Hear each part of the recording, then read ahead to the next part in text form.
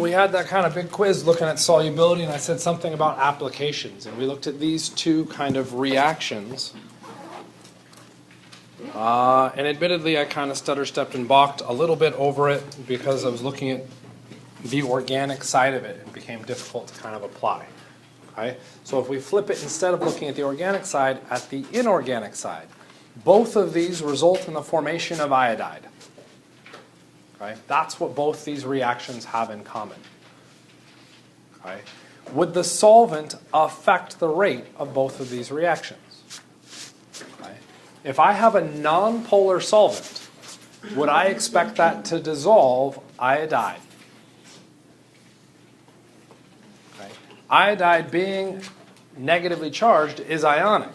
A nonpolar solvent is now saying ultimately, really, nonpolar covalent bonds is really what it's referencing, which then means London dispersion forces. So if I tried to run either of these reactions in a nonpolar London dispersion force type solvent, I'm probably not going to get product. Right? Because it won't dissolve the iodide. Add to that, it won't dissolve the chloride, which means my two reagents are in separate phases. Right? If you're going to try and interact with somebody outside this room, it becomes very difficult. To interact with somebody inside this room, it's very easy. Okay? There's not a physical barrier to interact with someone in this room. Right? So we want things in the same phase. So let's then say, well, it's got to be ionic. Let's jump all the way up to the extreme opposite end. Let's go all the way out to the protic solvent, which was a fancy way of saying hydrogen bonding. Right?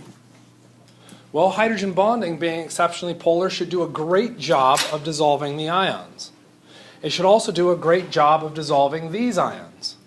So, protic solvent would work out equally well for both of these. But wait, it does a great job of solubilizing these things, which means they become stable, which means each of those ions is now surrounded by solvent particles. If this chloride is surrounded by solvent particles, can it interact with the compound? No. So I may have got it into solution where it can now potentially react, but I've now prevented it from reacting by putting it into solution. So the first reaction does not want a protic solvent. Well, how about the second one?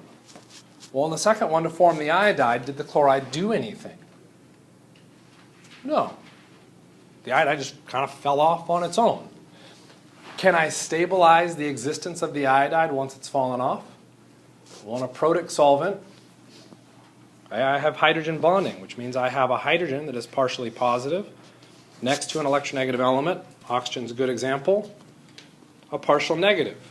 Would the partial negative of that oxygen stabilize the iodide? No. Would the partial positive? Would a partial positive stabilize a negative? Okay.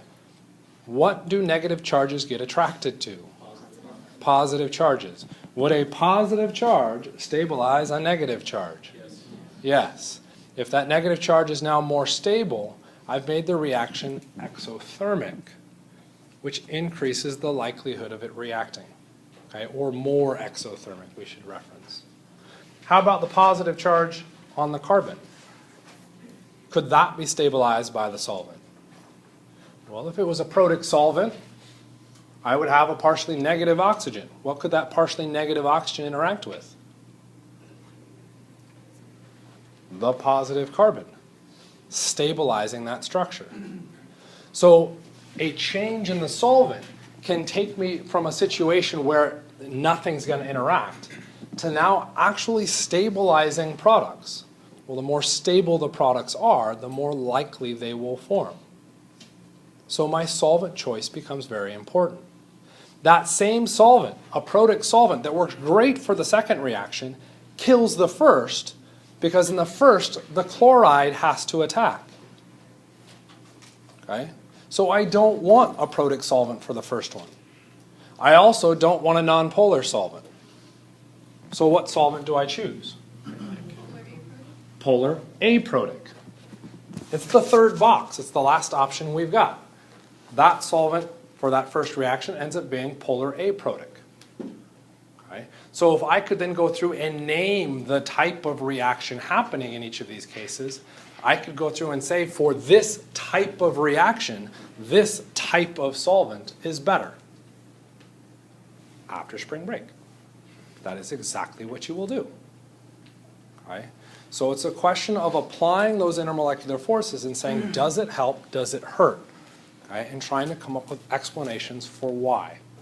Okay? And it almost always boils down to trying to stabilize those charges. Okay? Is solubility just a black and white box? For those of you in the lab, you should all be able to answer that question. Is solubility a strict and easy black and white answer? No, it's awful. Okay? We come up with the best prediction we can and we work with what we've got. So for those of you not in lab, we could go through and look at this. Water in ethanol. Like, I haven't read anything about nomenclature yet. I wouldn't know how to name that. Start reading about nomenclature. Admittedly, this is actually my fault. When I made the slide, I was in a rush. And so I just put down the names because I could draw the names faster. Okay, so let's look at water. So there's water. Everybody should be able to look at the structure of water or draw the structure of water. If we look at ethanol, those of you that have started looking at the nomenclature stuff, okay, we have F, meaning 2 carbons. All, meaning we have an alcohol, the OH. So there's ethanol. Would I expect these two things to mix? Well, I would go through and evaluate their strongest force. Okay, water has hydrogen bonding. And the strongest force in ethanol is hydrogen bonding. Are those forces similar? Yes. So I would say they dissolve. Simple as that. Okay? But that one was too easy. So let's make it more difficult. Sorry, I won't erase it next time. Here you go. Now go. Thank you. We could look at chloroform. Come on, pen. There we go. See, it's telling you not to do it. Yeah. Telling you not to erase it. Chloroform. Hopefully that drew. What does chloroform have going for it? That's not chloroform, by the way, for those of you at home that know the answer to that. That's chloroform. Okay. Okay. How do we know that that's a dipole-dipole force? The chlorine's partially negative and the carbon's partially positive. We know the chloride's partially negative and the carbon's partially positive, and we know that because the bond between carbon and chlorine is a polar covalent bond. A polar covalent bond will generate a dipole-dipole force. Okay. Once I have a dipole-dipole force, I should evaluate, do I have hydrogen bonding? Okay.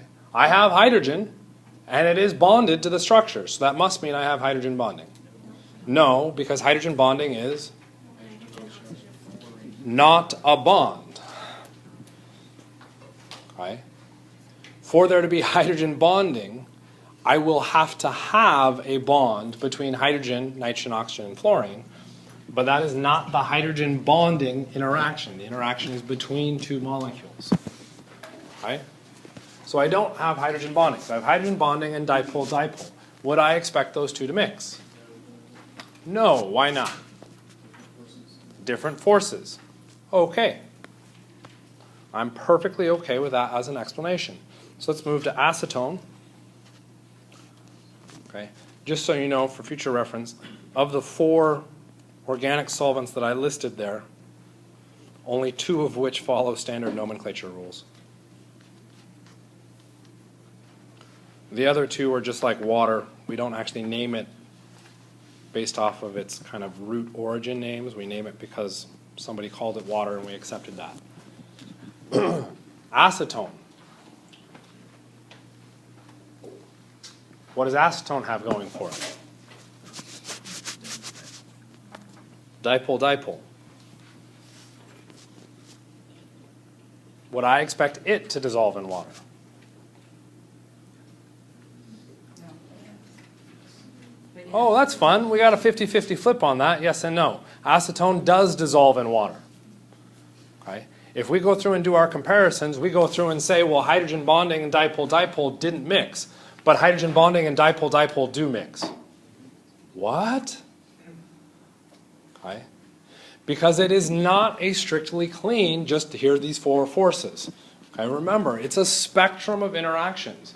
You can have a very strong dipole-dipole, in which case it's starting to verge on becoming hydrogen bonding, in which case it's a similar force. Or you can have a very weak dipole-dipole, in which case it's not very similar to hydrogen bonding and doesn't mix. Well, how do you decide it's strong or weak? The charge. Electronegative charge. If we look at charge strictly, so we're going to stick with your first statement, where is their charge in any of those molecules? None of those are charged. However, and someone was starting to suggest atoms, the oxygen, we were saying, was charged. Okay, the oxygen is not charged in any of these, but it is partially charged. It is partially charged because electronegativity.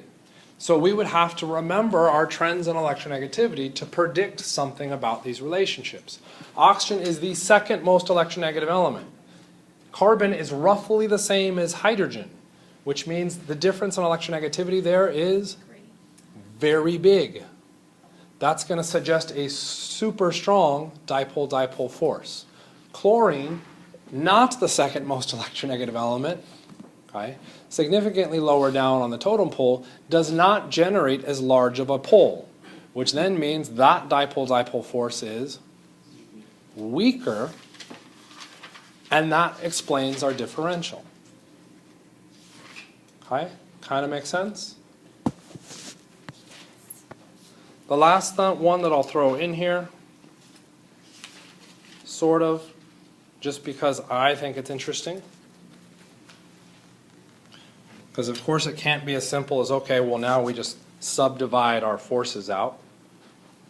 Okay. If we take a look at diethyl ether, that was pretty horribly drawn, but close enough. Diethyl ether versus tetrahydrofuran. Okay. And again, some people in lab are already laughing. Okay. What is the difference between those two compounds? Two hydrogens. Are those two hydrogens really going to do much anything? No. Okay, so they have the same bonds, the same strength forces. We would expect the exact same solubility for these two compounds. And yet, diethyl ether is barely interacts with water at all. In fact, you typically get two nice clean layers, whereas tetrahydrofuran readily dissolves. What the heck? If it's not the forces, what else must be going on? It's the structure. Okay. The structure in diethyl ether can affect how that molecule can interact with water. The structure in THF, because of the ring, can't affect the interaction with water as much as diethyl ether can. So solubility isn't just polar, nonpolar, which, by the way, are horrible terms because nobody defines them well. Okay? When we talk about them, it's really polar and nonpolar bonds, which is better, but then that doesn't explain solubility because solubility is about forces, not bonds.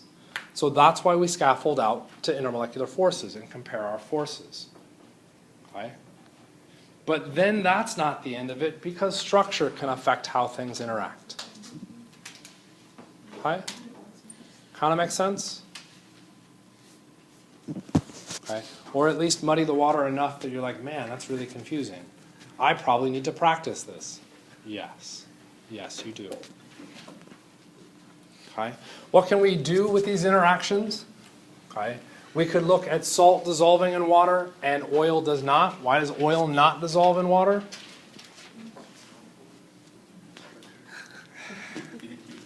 It's what? It has nonpolar covalent bonds, which leads to London dispersion forces, water being hydrogen bonding. The difference in those forces is huge. We don't see oil mix. And yet, if we add soap, now what happens? Now they do mix. So what ends up happening is our soap acts as an intermediary.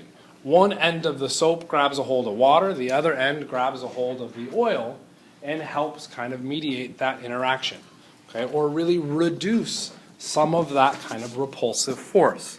That's usually done through micelles. So why are intermolecular forces important? Well, anytime you shower, you're using intermolecular forces. This is not an excuse to stop showering, by the way.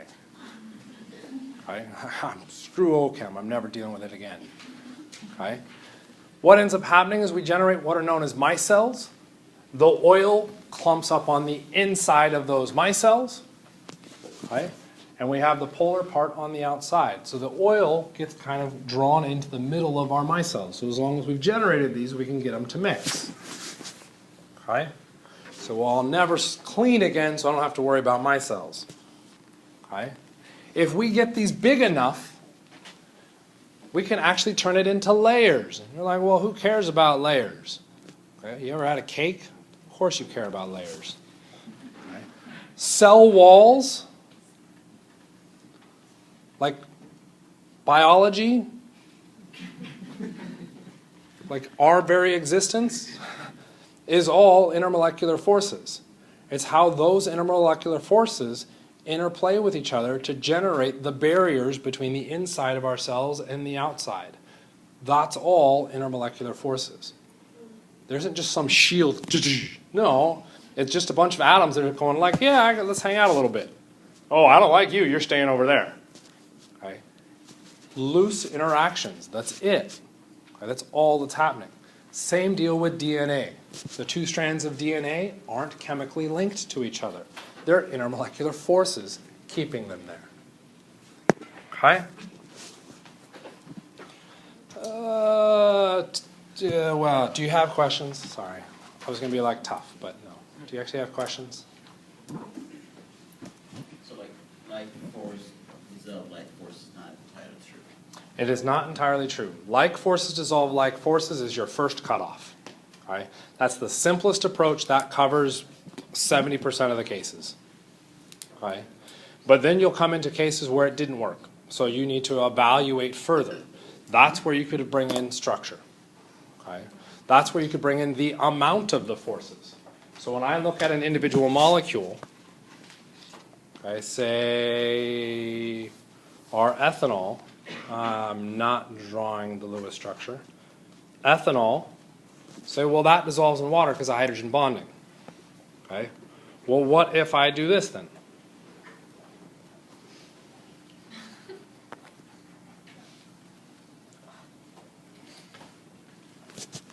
Something much larger than ethanol, still hydrogen bonding, should it dissolve in water? Why is that now a no? The strongest force is hydrogen bonding. Right? There's a balance between similar forces and the relative amount of those forces. Okay? Some people have now heard this way too many times, and I'm probably tired of saying it, but since it's a classroom full of you, now I don't have to worry about it. Okay? If I trap you in this classroom, okay, with a 2-year-old and a knife, or a Tyrannosaurus Rex, who do you prefer to be trapped with? Probably the 2-year-old. Okay? Probably weigh out your options. You're like, I could probably punt the 2-year-old and not worry about it. Well, you should morally worry about that. Okay? But I would survive. I could sit on them or hold them down and not be concerned.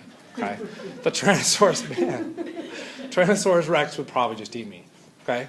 So the strength of those forces. Tyrannosaurus is significantly stronger than 2-year-old. But what if you're now trapped in here with a billion, just to be different, 2-year-olds I would still choose with the knives? Okay? You might be able to like run around the Tyrannosaurus Rex, because they're big, right? You can try and dodge them. Well, you Okay. can't- you can't- Just stand real still in between his teeth. Just be like, ah, yeah, perfect. Okay. But with a billion 2-year-olds with knives, you're going to be squeezed up. One of the knives, even if they aren't trying to stab you, is going to stab you. Okay? There is no escape there. So the amount has a significant interpretation, or a significant difference in your interpretation. Okay? I can't do the structure one as well. I mean, maybe you gave the 2-year-old the knife in his foot. I don't know. Okay? So we have to think first simple, then make it more difficult, then make it more difficult, and then God hope we never get more difficult. Okay? That's when you're like, I'm no longer doing chemistry, I'm going into medicine. Okay? Where they start you at the top again, and then they keep dropping you down. Okay? Making it more and more difficult. Okay? So, what we've got here is a new sequence of slides. Notice at the top it says it's in red. Why is it in red? It's important. So that's kind of fun and somewhat depressing, because there was a play posit that was in theory due earlier this week about hybridization. It's the exact same. And it's the exact same as the play posits. Okay? So if you have watched the play posit, you can now play along. If you've not watched the play posit, this will suck. Are there questions about anything on this slide? Whoops. Before we move forward. Like, really? That's what I gotta do? Yes. Because we need to pick up speed. Yes. How do you determine, because obviously they're shaded a specific way? Don't stress about the shading yet, Okay. but we'll deal with it. That's all. Okay? So all we're saying, CH4, 109 degrees away from each other, the atomic orbitals, okay, where the electrons exist in an atom, at best are 90 degrees away from each other. The explanations for the molecule and the atom do not match. Okay? So we have to fix that somehow. Okay? The explanation on how we fix that comes down to really the development of two new theories. One of them is the linear combination of atomic orbitals, molecular orbital theory. Okay? Or the wk03b theory. That's a really neat theory. It's awesome, it's fantastic. You probably saw details theoretically saw details of that in Gen Chem. And we're probably like, what the hell are they talking about? That's okay. Mostly for that to be applied, you have to have a supercomputer. Okay. We can come up with some approximations, but to bring in any of the quantification behind it, you need a supercomputer. Okay? So we want to develop something else that can explain this theory. Okay? That theory goes through and says, my atomic orbitals I know to exist, molecular orbitals I haven't described. So I'm going to somehow move from atomic orbitals to molecular orbitals. How am I going to do that? Magic. Okay? Notice the red title. Questions on these slides?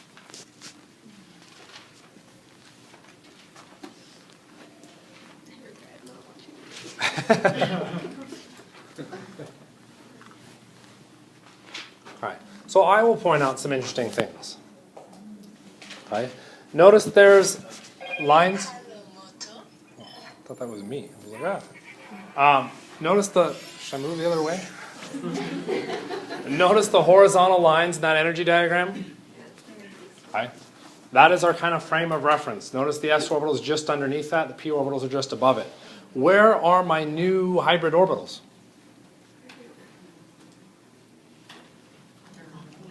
They're above it. They're all right above it, right?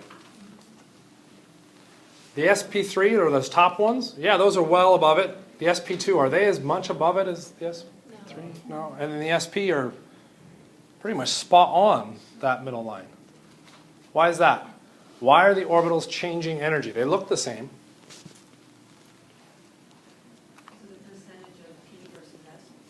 Okay, what's happening is I'm taking the atomic orbitals.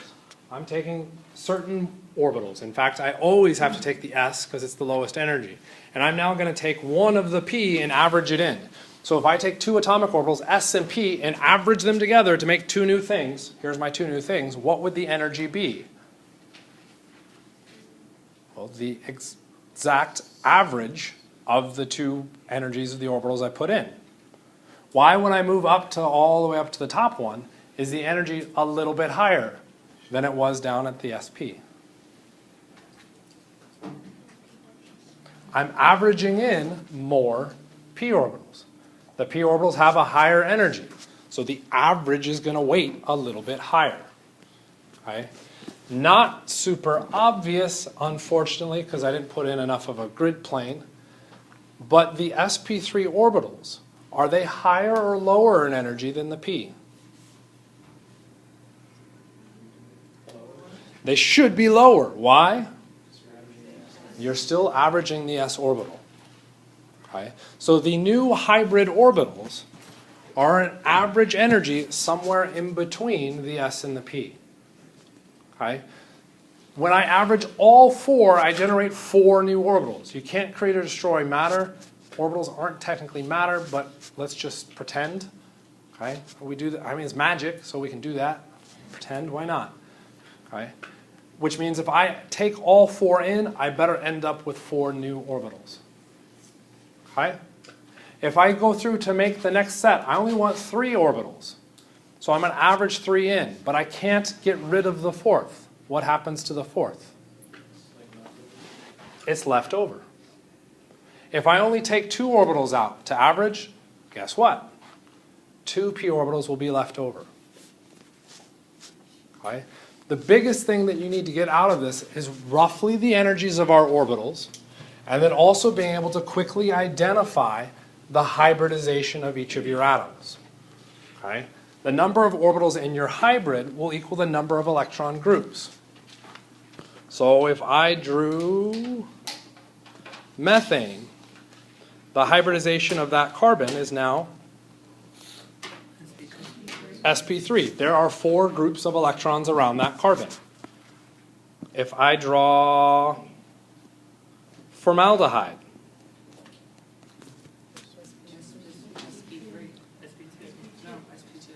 okay, we get a mix of sp2 and sp3. Carbon always has to have 8 electrons around it, so you're saying there's 4 bonds, that's 4 groups. Okay.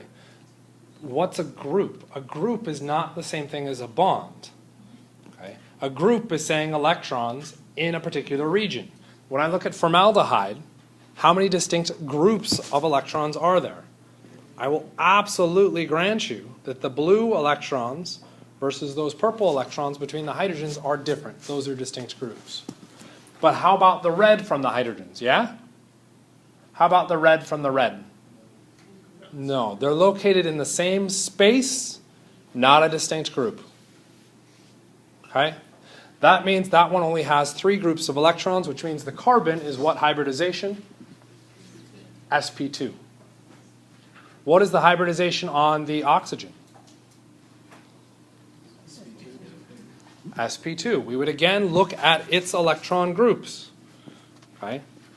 There's a lone pair, there's another lone pair, and then there's the red group of electrons in between. That oxygen is sp2 as well. What is the hybridization on each of those hydrogens? It's kind of a weird question. You're saying S, I'll accept that. The other answer would be that it isn't hybridized, because there aren't any orbitals for hydrogen to hybridize. Where are hydrogen's electrons? Just in the s orbital. Okay? So why do we go through hybridization? It's to explain the shapes that Vesper model and being able to visualize our molecules actually shows and proves. Okay? Is it valid? Well, it is kind of a meshy, hand-wavy thing where we just said it just happened. Okay? It just has to be like this. Okay? And we might say, well, anybody just going through and saying, well, it just has to be like this, so it is, okay, is probably full of crap. The issue, however, with this is that guess what? This just let's mash some stuff together and just make new stuff works. actually does a damn good job of explaining the bonding that we expect in all of our molecules. That is pretty phenomenal. Right? So if we went through to look at BH3, we drew its Lewis structure. I can't actually remember in the video if I actually did it or not. It's highlighted, so I would have assumed so. How many groups of electrons? 3, so its hybridization would be SP2.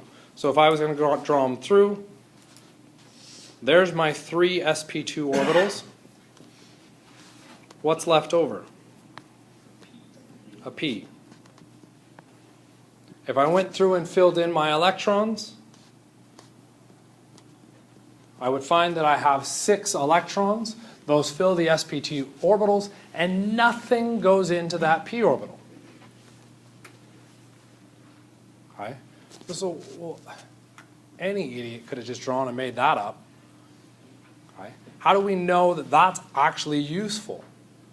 Okay, well, what we find is that if we take BH3 and throw it out into the world, it does a really good job of accepting electrons from another atom. Why would it be able to accept electrons according to this theory? That p orbital is left open. And what could I put in that p orbital? A pair of electrons from another atom. The theory goes through to actually explain the bonding patterns that we find. Okay? So it works really, really well at that. Okay? What if we went through CO2?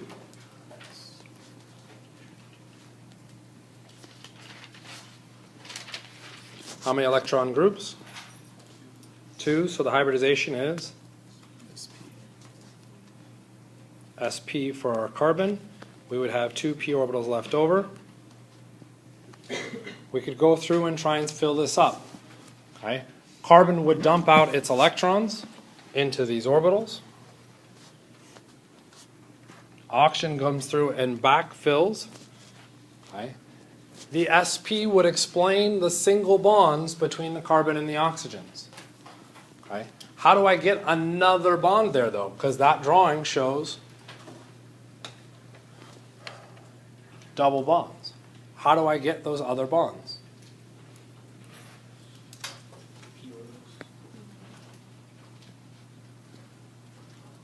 The p orbitals generate the second bond, okay, in each of those cases. Okay. The bonding pattern comes out of this because of the leftover p orbitals. Okay. Here's an interesting thought. How about resonance?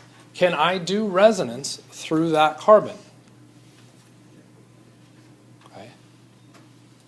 Turns out I can't actually take electrons and shuttle them across. Okay. Even if I got rid of a pair of electrons on that oxygen, it doesn't happen.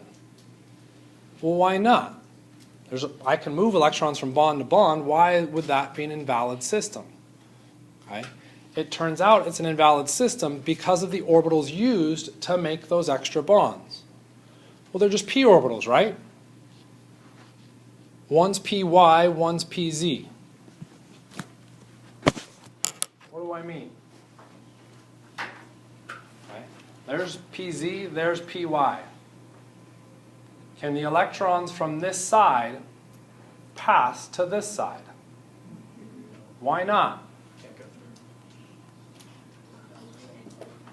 For the electrons to pass, they have to be in an overlapping system.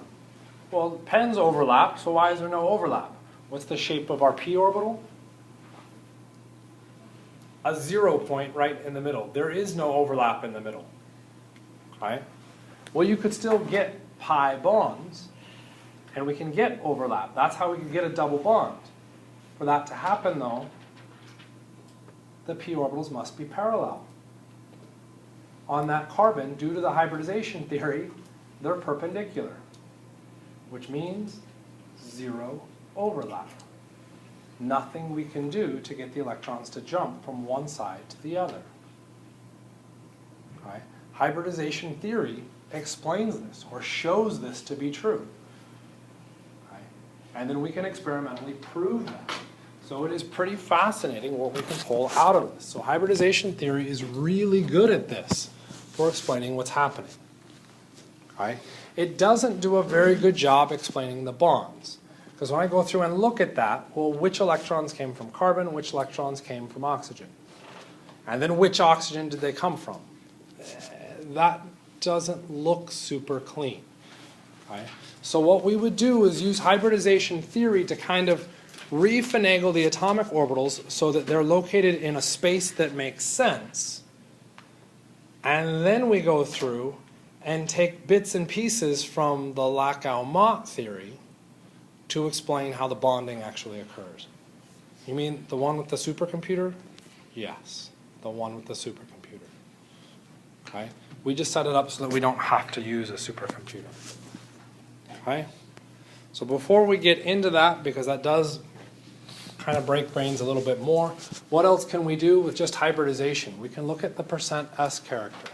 So if we drew out those structures, okay, C2H6, I think this was another one where I was like, I'm out of time, I just can't draw the structure. So C2H6, right? That looks good. C2H4, probably go through and be like, well, but now I'm missing this bond and this bond. What happens? I connect them to each other and I have a double bond. And then for the last one, might be nice if I actually drew them underneath each other, right?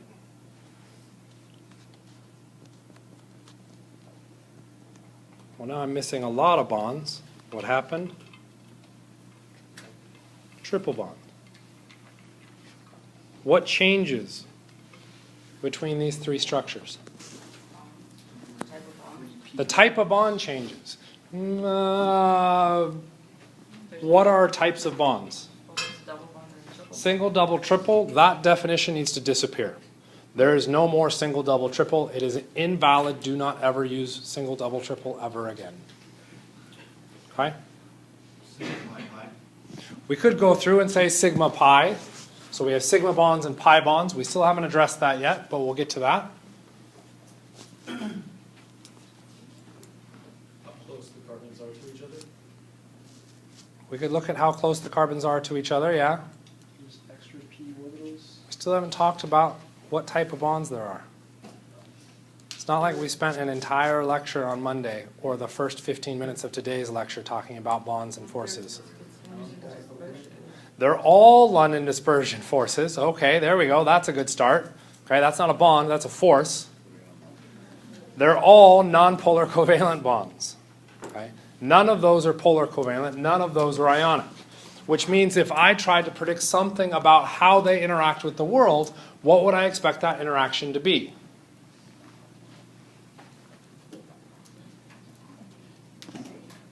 The same and probably pretty weak. We would expect them to be the same because they all have the same forces. Okay? And we'd expect those forces to be London dispersion, which means all relatively weak. We get virtually no interaction. Okay? When we look at the first one, absolutely very little interaction with the outside world. It just kind of floats off on its own. That is known as an alkane functional group. Okay? And calling it a functional group is really weird because you'll find that all structures, well, nearly all structures have alkane functional groups. Okay? So it's just kind of the base name. The next one that we move up to, okay, the chemistry actually changes a little bit, but not really significantly. Okay? There isn't this big grand, like, oh my God, this is amazing kind of stuff. Okay? And then the last one is an alkyne. Okay? Well, E versus A, it's still the same vowel, right? So that's why there's not a big change. Okay? We jump up to Y, yeah, that's a vowel, but it's like a curly thing, man, with a little hangy tail. That's way different. Okay? What's the way difference? It's going to have to do with the hydrogens. Why would I expect the hydrogens to actually contribute a lot of difference out in this? Where are the hydrogens in all of those structures? Around the carbons gets kind of at it. They're on the outside of the structure. The most likely thing for all of those molecules to have interact kind of readily would be the hydrogens, because they're on the outside. Right? Which would mean those species, if I pulled a hydrogen off, would be acting as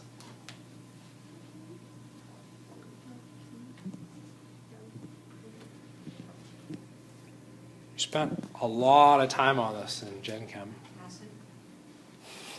If I remove a hydrogen, I'd be removing H+, which would mean each of those species would act as an acid. Alkanes, not acidic in the slightest. Alkenes, not really. Alkynes, yeah, I can make that acidic. Did the bond change? Still nonpolar covalent. Forces didn't change. What did change as we moved between these? Could look at the amount of hydrogen. So you're saying less hydrogens means it becomes more acidic? Unfortunately, that doesn't work. It's becoming more acidic. Yes, this last one is more acidic than the first one. Why? Becoming less positive. We could start looking at charges and less things. What changed?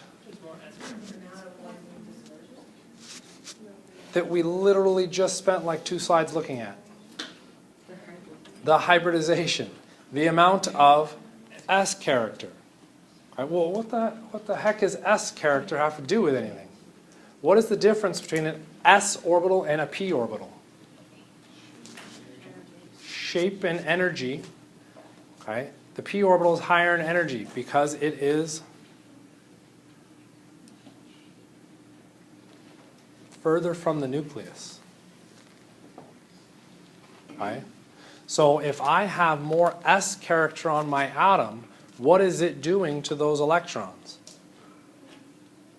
It's holding on to them tighter. So when I take a look at just, let's say, the rightmost carbon in each of those, and I look at how it's holding on to the electrons with the hydrogen,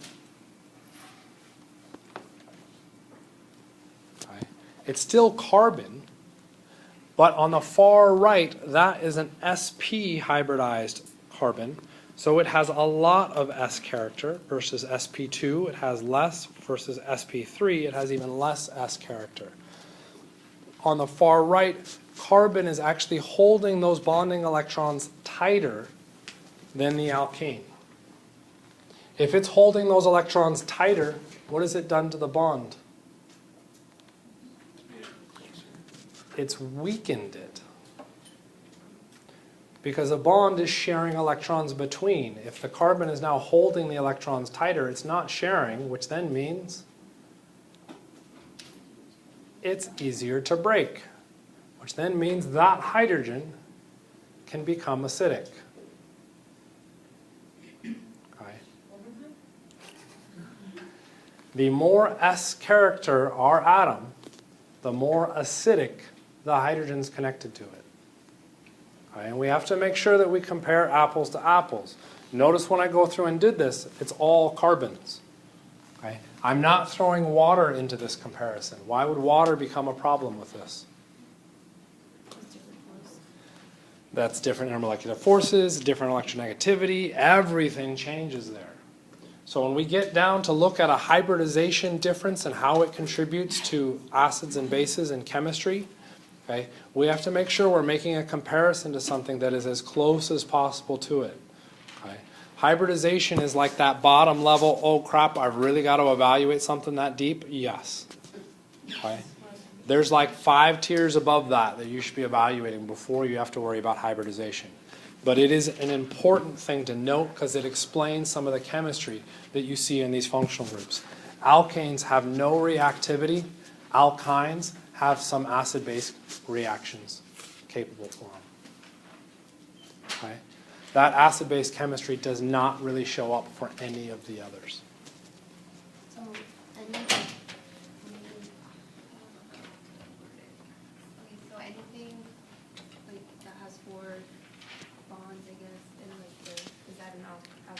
Anything that has 4 groups of electrons is sp3 hybridized. Okay? A carbon that has 4 bonds gets classified as an alkane, kind of regardless of what they're connected to. As long as they're connected to carbons and hydrogens, that carbon is now an alkane carbon. Okay? So hybridization is a big deal. It does explain the chemistry that we see here. Okay? So now we get kind of into our orbital overlaps. So we've got Lewis structure, we've got electron groups. Our hybridization explains now where the orbitals, or how the orbitals deform to allow for molecules. But in each of those cases, we really didn't talk about what happens when I bring that other atom in. I can say they're both deformed, but then what happened when they actually interacted? Okay? This now brings in our overlap of those multiple orbitals. Okay? This can require changing your viewpoint on your molecule to get a better understanding of where everything is located relative to everything else, which can be a bit tricky. So if we look at C2H4, okay, the structure is drawn as shown, okay, our Lewis structure. Notice that they've shown wedges and dashes there, right? Everybody see that? Okay. Officially, that is not strictly necessary to draw, and in fact, most times that's considered incorrect. You should be drawing it like this. So why would you go through to show it as wedges and dashes? That makes the picture more complicated. Why not just stick with the solid lines? Okay. It's 2 different viewpoints on the molecule. If you draw my iPad right now, it's a nice little rectangle. But if you draw it now, if you get all 3-dimensional on it, maybe you draw a trapezoid, okay, to show that 3-dimensional characteristics. Okay. Do you get different information by changing the viewpoint on what you're looking at? Yes. And in the case of molecules, you get a lot of different information. So the picture that they're trying to show here now shows all of the orbitals involved in making ethylene. Right? So we have in red the hydrogen atoms. Those are unhybridized. So they're just the s orbitals coming in. Notice they're drawn as spheres. Okay? Each of the carbons in ethylene has 3 groups of electrons, which means it is sp2 hybridized. So if we go through and look at purple, you'll see the sp2 coming out from each of the center of those carbons. That's representing the 3 groups of electrons around that carbon. Because it is sp2, we've only used 3 atomic orbitals, so we have a 4th left over. That 4th left over is a p orbital. So in blue, they're now showing the p orbital. Okay? So we've now talked through all of that discussion. If we look at the purple, we now have an overlap of 2 electrons, which would mean a bond. Fantastic. If we're trying to represent the molecular orbitals for this compound, it had better show a bond. How many electrons are supposed to be between those 2 atoms? 4. How many electrons are shown by the sp2 orbitals overlapping? 2. Okay, well, maybe there's another overlap somewhere between those 2 orbitals. Where's the other overlapping orbitals? It's the 2 p's. The 2 p's. The 2 p's, you're saying overlap, right? They can't. They could. They could overlap. Okay, there's a different idea. They could overlap by doing what? I know they interact with each other. Knowing they interact with each other and saying they overlap mean 2 entirely different things. Anybody else want to go out on a branch? Don't worry, I won't break it. Actually, I probably will. Would be because there's that one bond right there. It's pulling both the atoms closer together. So it's pulling those p orbitals. Does everybody see the p orbitals actually touching? No. Okay, so good. We're all on the same page on that. They aren't touching each other. To get them to touch, what would have to happen?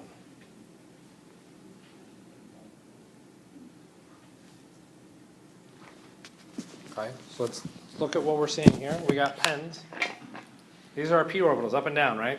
Are they touching? No. How do I get them to touch? Okay. Turn them. Toward each other. Okay, move them closer to each other. Okay, move them closer to each other, closer to each other. Now turn them. What happens if we turn them though? My thumb is now the SP2. If I turn them, the SP2 is gone. I needed that SP2, that was a bond. Okay? If I bring them closer and closer and closer to each other, what happens to get them to overlap? They come together. They become one. What's in the very center of those where my hands are holding them? The nucleus. So to get those two orbitals to overlap, what do I have to do? Overlap the nuclei. Can I do that? No. Whoop. Okay? So what's happening? The electron jumps. Okay, so what you're saying is the electron can exist in between those two places. Okay? Well, those spheres or those shapes represent where the electron can exist. Okay? Wherever there isn't that shape means the electron can't exist there. So to jump from here to here, what must it pass through? My head in between. Okay? Is it allowed to exist where my head is? No. How does it jump? Quantum tunneling. Shh. Thank you, quantum physicists. Electrons are nasty little buggers. They can tunnel. They can tunnel through spaces where they are not allowed to be. That tunneling is limited to short distances. That short distance happens to be roughly the length of a bond. Right? Which means an electron here can appear over here without ever passing in between. What? Yes. Okay. For those of you that are mind blown by that, take quantum physics and deal with the calculations behind that. Okay? I spent 4 years doing those calculations and I still don't understand it. Okay? That's what they do. They can tunnel through. Okay? What happens if I now turn it? Now it can't tunnel, because what would it tunnel into? It would tunnel into nothing, empty space. So for me to have that extra bond in CH2, it has to be aligned with the p orbitals like this. What does that mean about my ability to rotate one of those atoms? It is null and void. Null and void. I am not allowed to rotate. Well, that's not a big deal.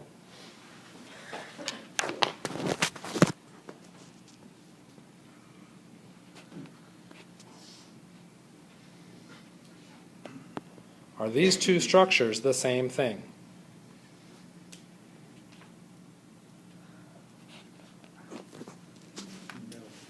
Nope.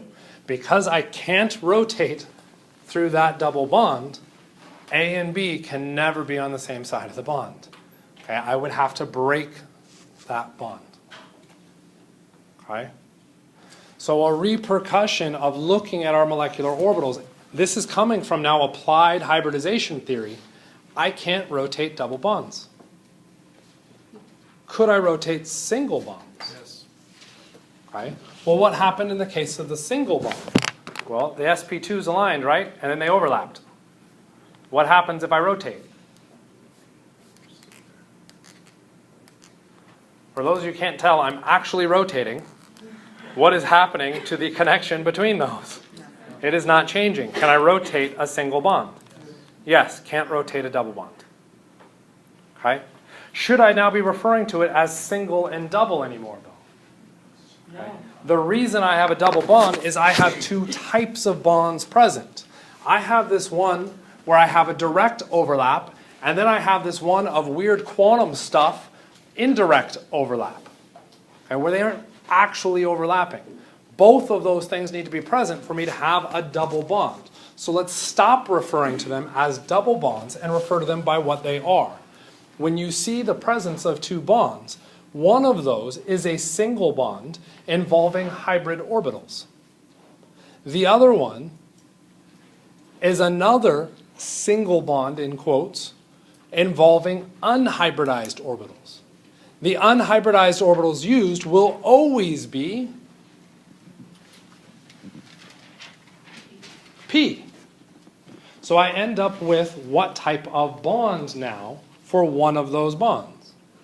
A pi bond, because it only involves p orbitals. What about the other bond? And for those of you saying, as long as you don't say goal after that, you're okay. But if you say ma, you're probably right. Sigma. Sigma. Why are we calling it a sigma bond? Because pi was taken. It's a hybridized orbital, right? A hybridized orbital always involving what orbital? An s orbital. What does sigma begin with? S. There's our origin of sigma and pi. It has to do with what orbitals are being used to make those overlaps for your bonds. So we now have the existence of sigma and pi bonds. Sigma bonds can freely rotate because it is due to a direct overlap of the orbitals. Pi bonds, anytime we form a pi bond now, cannot rotate because it breaks the pi bond. Neat. Kind of, sort of. People are saying, that's not neat. Yeah, it is neat, you just don't want to be tested on it. Okay? Two different things. Don't blame the test for the coolness of OCHEM. Okay? Why do we have to change our view? Where are those p orbitals shown here? They're in the plane of the paper, right? That's coming from this drawing where they had the wedges and the dashes. What if we drawn it out where they're all solid lines to show they're all on the plane of the paper? Where would the p orbitals be?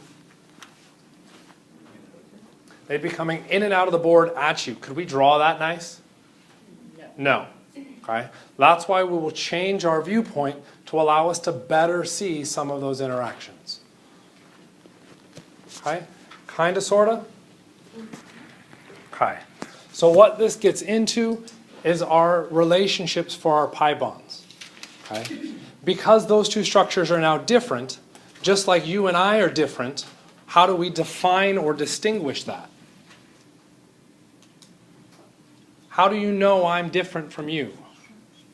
There's easy characteristics. You're blind. How do you tell somebody that you and I are different if they're blind or you're blind? Facial structure. Facial structure. Okay, so the blind person can come up and feel your face, right? Figure it out that way. No touch. Talking. Okay. Except we aren't allowed to talk. How can the blind person still figure it out? Try and do smell. There's like a really easy way that we all distinguish each other. You don't walk into a room and try and distinguish someone by smell. No, but if you're saying the guy can't see. How do you get my attention? But you can't talk. Yeah, you said we can talk. I had to come up with something to get rid of those other things. Name. We have to be able to name them different things. Right? It's fishing. It's what happens. You keep throwing bait, and if it's keep wrong, you keep throwing more and hope for the best. And eventually you just throw this dynamite. Okay. So we have two different structures here. We need to be able to name them different things. Okay? So the name that we came up with was cis and trans. Like, well, I don't understand. Okay. I think it's German. I'm not positive on that. There's my double bond. Where are the highest or the most important functional groups?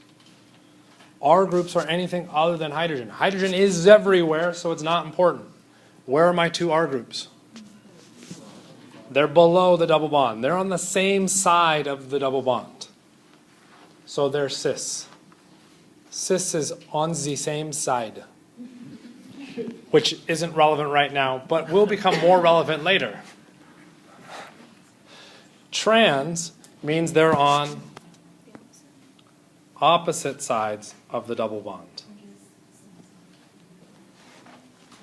Okay? And notice that cis and opposite is in reference to those R groups being connected to different carbons of our double bond. Okay? If that is a case where I have the option of cis and trans, I have to make sure that when I name that compound, I make reference to it as being cis or the trans form. Right? So let's take a look at some of these. The bottom one down here, do I need to worry about naming this one as cis or trans? Those of you at home, that would be your bottom right. Is that one relevant to worry about as cis or trans?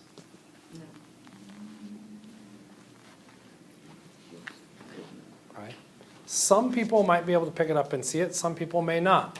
The people that may not are probably having an issue because they're looking up here and saying, where are the things that are opposite each other? Well, there's 4 things connected. How many things are connected to the double bond? I only see 1 because we implied the hydrogens. So if you can't see the hydrogens by just looking at it, draw the hydrogens on. Do we have 2 non-hydrogen groups? No. So I don't need to worry about cis and trans. It's irrelevant to this structure. How about the next one over?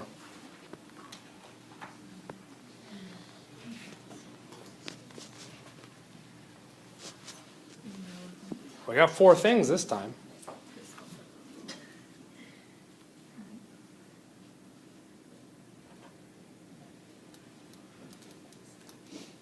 Do I need to worry about cis and trans here? No, why not? Okay. There are 4 different things. Okay. Where it's going to hinge on is telling the difference. If I did do the rotation, would I be able to tell that I did a rotation? So let's take that double bond and let's rotate it. Can you tell that I rotated the double bond? Yes. Some people are saying no, some people are saying yes. It sure looks like that ethyl group was aimed to the right, now it's aimed to the left. What is my name? Mike, thank you for participating. What is my name now? Mike. How come it didn't change? Because I didn't change. But when you were looking at me, did I look different? Yes.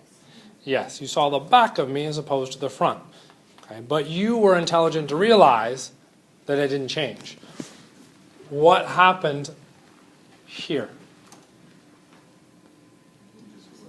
Take the structure, and I flipped it over. No rotation about the double bond. Okay? Just because it looks like a rotation happened doesn't mean one happened. Okay? You have to be very careful when you go through and evaluate these things. Your drawings are not pinned. These are 3-dimensional objects that spin, flip, and rotate whenever they can. How about the next one? Yes. Now this one is for sure a yes. If I rotated that double bond, the chlorine would be close to these 2 as opposed to the little triangle thingy. Everybody see that? This is one that needs to worry about cis and trans. How about the first one?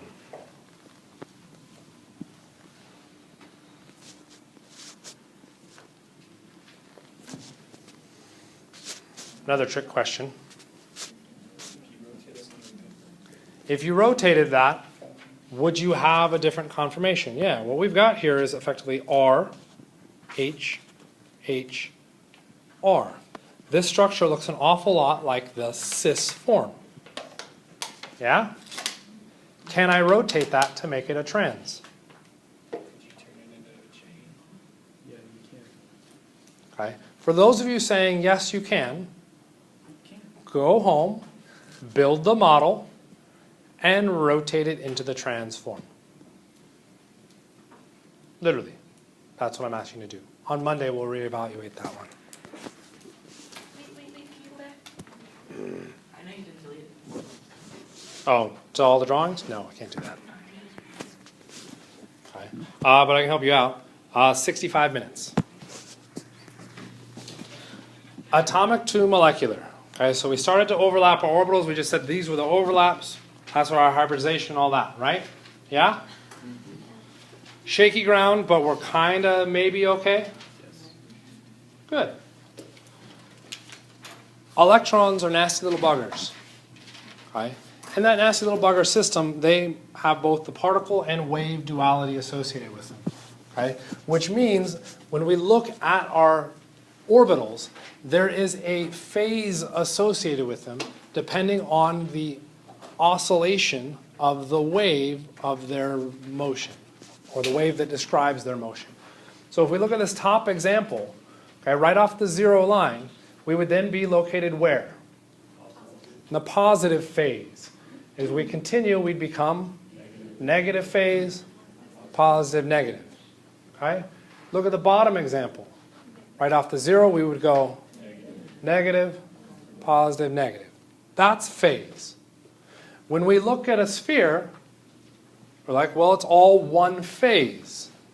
Yes, but the electrons are constantly oscillating between two possible phase states, positive or negative. That means when I try and take two of these spheres and bring them near each other and put them in the position where they overlap, there are now two possible states that come out of that. What? Yes. Let's see. Do I clear up some space here? Okay. What are those two possible states? So I take my sphere, and I now overlap them with each other. There's now that overlap. If the first one's positive and the second one's positive, what happened to the signal? Okay. You're now looking at a constructive interference. Okay. Which means the signal now increases. By increasing the signal in that space, what have I done? I've increased the probability of finding the electron. My electron from the right atom can now not only exist in its one orbital, it can also jump into the other one. My electron can now exist in both spaces, as long as it is in phase. Okay? The result of this is I've allowed the electron to move or exist in a larger space. Should that make it happier or sadder? Why would that be happier? Like, I'm not happier when I have more space. Really? Okay. Arizona is a perfect example of it. Okay. Everybody, we sprawl outwards. Why do we sprawl outwards in Arizona? Because we want more space. All right, we want to get as far away from everybody else as possible. And that's our happier state. Okay? So that means in this situation where they're in the same phase, I actually drop in energy. So the description now for these two interacting is now a lower energy state. There's my nuclei. There's where my initial phases were. Let's just pretend those are spheres. Okay? But now I want a better depiction showing an increased probability of finding the electrons in that interior space, which means my new drawing is probably going to look something more like this, where there's now a larger probability of finding the electrons between the atoms. Neat.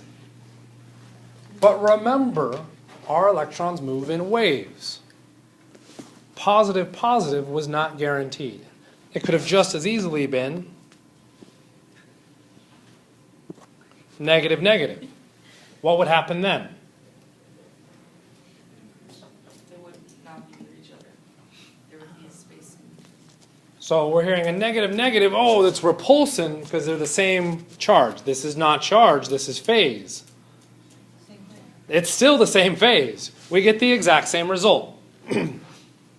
The electrons can now exist across the entire space. We're still at that lower energy state. But what happens if instead of being in the same phase, one comes in as a positive. Now in that space where they overlap, they cancel each other out. Okay? The result being, sorry, I always screw this up. I never leave myself enough space here.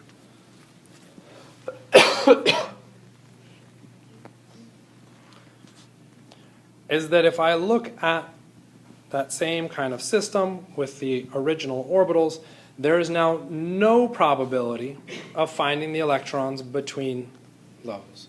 The new shape looks something more along these lines. Okay? What we've now drawn are the molecular orbitals. Well, how did we get the molecular orbitals? Well, we took the atomic orbitals and we linearly combined them. This is your Lakow theory. Okay? We now have our linear combination of atomic orbitals to generate new molecular orbitals. I started with 2 atomic orbitals, which means how many molecular orbitals do I need?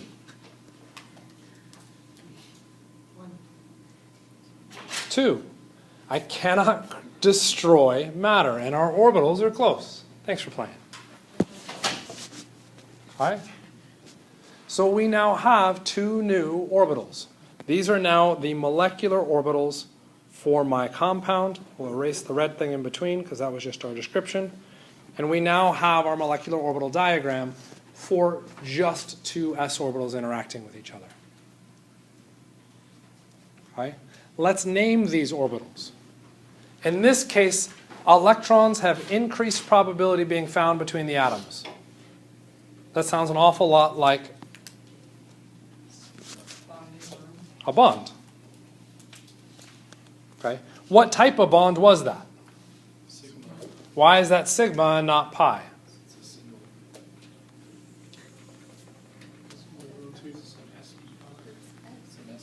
It's a direct overlap of those orbitals involving s-type orbitals. That is going to be a sigma-type bond. There's our sigma. What happened in the top case? Okay. There is not a bond. Well, there wasn't a bond before I started this. So is that the same as what I started with? No, it's different than that. So I agree that's not a bond, but it was also not a bond before I started, which means I need a new word to describe that not bond. Okay. That's why I will call that one the anti-bond. Does that mean that negates a bond? No. That's still an orbital. It still exists. We just call it an antibond. Okay? What type of overlap caused that bond?